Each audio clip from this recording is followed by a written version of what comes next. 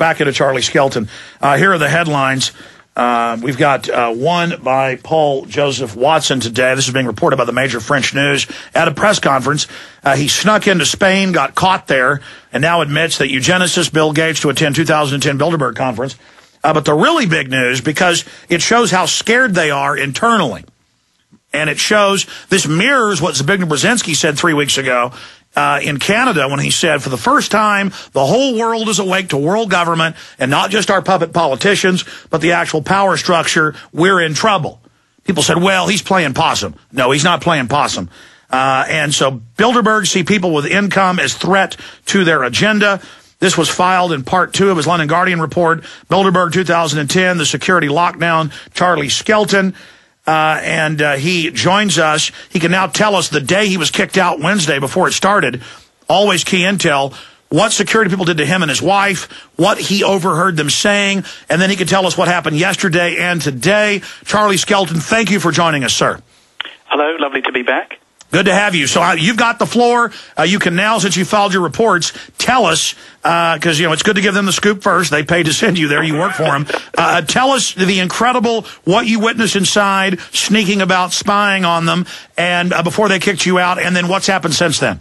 Yeah, well, first of all, to talk about what you mentioned, we sat ourselves at dinner this is a couple of days before in fact, the night before lockdown, so whatever night that would have been, Tuesday night, and we sat next to some of the conference organizers, because what people have to remember is that this is, apart from anything else, it's a big conference. So there's a large team of extremely well-oiled conference organizers who run the whole show every year, at least the core team members do. And they were having their dinner, and so we sat ourselves down nice and innocently next to their table, and we just sat and pretended to have a conversation all night whilst listening. So, we did a little bit of earwigging. And one of the things that we heard that was most astonishing was the discussion that took place about you and about your presence at Bilderberg with your bullhorn. And they started saying, they said, you've seen the videos from that year. This is a quote. You've seen the videos from that year. They were very close to the hotel.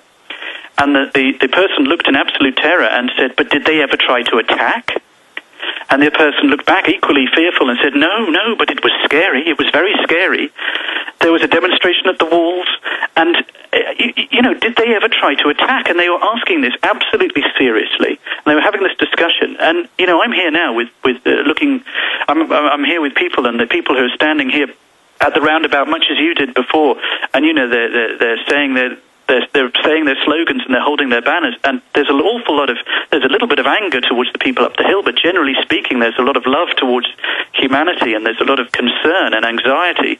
And what there isn't is there's no great attack going on. The only attack is an attack upon the ideas that are being talked about upstairs. The only attack is upon their strategies. But honestly, these people were sitting there and they had fear in their eyes, and it was quite extraordinary. So, I don't quite, they've completely misunderstood at one level. I suppose in one level they've got it right, but they've completely misunderstood what kind of people are outside. They have demonized the concerned, interested citizen who is standing out here, who has traveled to whatever part of the world Bilderberg happens to be in, and is holding their flag and is chanting their chant. And they see these people as the enemy, and what they don't understand is that these people who are standing out here chanting, they are the true friends of humanity. Well, that's the point you make in your well-written article, and I want to remind listeners, we contacted you last year, hearing that the Guardian was going to send a reporter. There was a big announcement, and the paper was promoting it. We contacted you, and you're like, I kind of thought it was a joke. Yeah. And they were sending a reporter who they thought would really, be balanced, because you thought it was a joke. And then once you got there and they harassed you and arrested you, and now you've had this conversion of realizing. But you have some quotes here in your article. He says. It says, although quite why attending Bilderberg has to remain such a mystery remains a mystery, the blackened windows of the limousines, the desperate camera dodging of the delegates, the paranoia was riding high amongst the conference organizers. A pair of them talked about 2006 Bilderberg conference in Ottawa, where the radio host Alex Jones led the protest with his megaphone. They were very close to the hotel. You're quoted as them saying, said one. Another looked shocked and said, did they ever try to attack? A shake of the head, and the answer, no, but it was very scary. A third leaned in. This is the negative side of the welfare state. People have enough income so they can do this. It's like a permanent threat. And see, from what I've read by the phony environmentalist and the globalist, they want to shut the economy down, only allow authorized, permitted travel for government-approved reasons. They want a local environmental boss that controls every facet of your life. It has nothing to do with environment. It's prison. And they say they want a post-industrial world to control us so that we literally only live and work in one town and maybe get to travel once in our lives. This is the policy.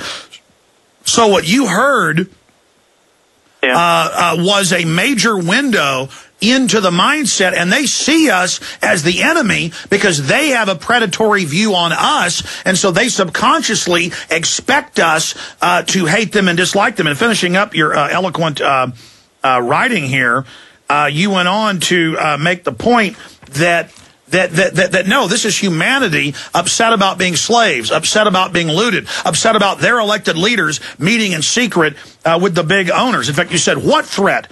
The people concerned about this unfairness of the world should drape a banner over a police cordon, that they should shout their anger at the madness of asset-grabbing transnational corporations whose chairmen are sipping beers with our elected officials. It's like a permanent threat. Don't make me spit. And then it talks about them basically harassing you and your wife. Please continue. Yeah, I mean, let's be clear about who was saying this. The person that was, this conversation was being had by kind of people on the inner core of the Bilderberg conference organization. So they're the Bilderberg group people. They're the sort of people in charge of Bilderberg. They're not the people at Bilderberg who are the participants, but they're very close to the ideology of Bilderberg. This is top minions. Yeah, top minions, yeah. And you can actually identify which level the minions are at by their lanyard colours. Someone's pointed out that the delegates have got white lanyards, and I think that the aides have got yellow lanyards, and the security's red, and et cetera, et cetera. Oh, and I think the sort of logistic conference organisers have got green lanyards. So it's a very well-run event, and it's a very big event. And my God, the people are starting to talk about the cost of this. And a very interesting quote came out today, which is that it's simply to have, there's all kinds of different police here. There's secret police, there's state police, there's riot police, there's also local police. There's the Mossos de Squadra, which is the local Catalonian police, I think. And a quote has come out today that just to have them, I mean, they're just the very lowest, of the police forces around. Just to have them is 150,000 euros per day. So the big question is, who's picking up that tab? Is it the Spanish taxpayer? And if so, that's a disgrace.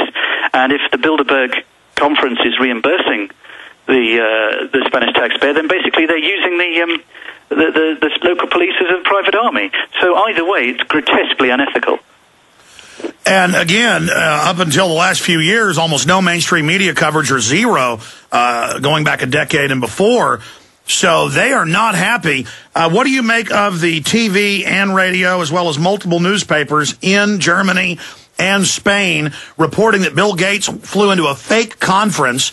When the media showed up, it wasn't real, and he admitted, I'm really here for Bilderberg. I mean, they even put on a fake medical conference just for him to have a cover. This is incredible. That is quite extraordinary. And, it's not just incredible. It's absolutely pathetic. I mean, that really is sad, isn't it? I mean, I find this whole, zooming up the hill behind tinted windows and swooping into the underground garage and distractions. And do you remember when President Obama shook off shook off the whole, he wasn't president then, but he was candidate Obama. and Obama. Yeah, and he shook off the whole press corps, and Axelrod is standing on the plane going, I'm sorry, he's got to go attend some meetings, and the press are going, but we were there. The Secret Service drove in with 3 black vehicles, and they had submachine guns and pointed them at us. And we have just a blur of the video, but we paused it. It's online. You can see the submachine gun, and those guys are just like out of a movie, just ready, because Hillary and him, and they're just candidates. Yeah. And I'm out there going, the real leader in there. And then here comes the 2 presidential candidates, and then we announced he was there, that it had gone to Hillary from Tucker's sources, and boom, Hillary stood down. Again, they're picking our president, and I, as a citizen, get a machine gun pointed at me, but that's not scary. My bullhorn is scary. And they're scared. Yeah, no, they're scared, and, they should be scared, because you look at the difference between Greece last year and Spain this year, and the big difference. Physically, it looks very similar. It's exactly the same kind of setup. It's a high-security hotel up a hill, and police, Mediterranean police surrounding it in vast numbers, and it's been confirmed that there's military divers off the coast in a boat. The whole thing is very much like last year, when the Greek Navy intercepted a couple of bloggers and photographers, and but what's different is that the media are starting to talk about it.